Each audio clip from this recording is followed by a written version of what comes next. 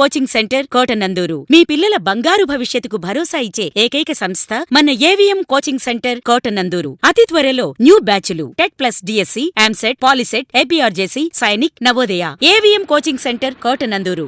అయ్యప్ప స్వామి సన్నిధిలో ప్రతి బుధవారం భక్తుల సహాయంతో అన్నదాన కార్యక్రమం.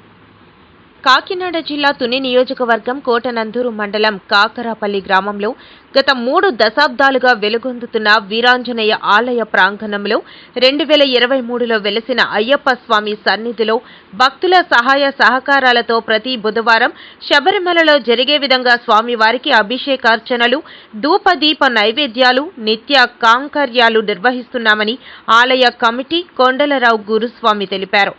ప్రతి బుధవారం అన్నదానం నిర్వహించే కార్యక్రమానికి ఆ రోజు ఎవరైతే భక్తులు అన్నదాన కార్యక్రమాన్ని నిర్వహిస్తారో వారితోనే స్వామివారి పూజా కార్యక్రమాలు నిర్వహిస్తామని తెలిపారు. 3 దశాబ్దముల నుండి ఒక వీరాంజనేయ స్వామి, శ్రీకృష్ణ భగవానుడు, అలాగే సాయిబాబా విగ్రహాలని నిర్మించడం జరిగింది.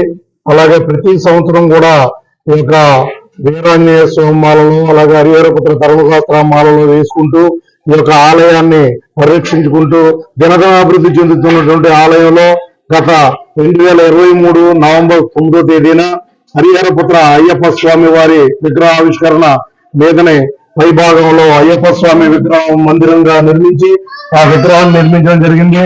తద్వారా అప్పటి నుంచి కూడా ప్రతి బుధవారం అన్నదాన కార్యక్రమంలో భాగంగా ప్రతి బుధవారం నాడు కూడా ప్రతి ఒక్క స్పాన్సర్స్ ఈ యొక్క వ్యాపార వర్తక సంఘ సభ్యులందరినీ క్రోడీకరించి వారు ఒక వ్యాపార సంస్థ సభ్యుడికి ఒక వారంలో భాగంగా ఇచ్చి అన్నదానం చేయుటకు మేము నిర్ణయించుకున్నాం.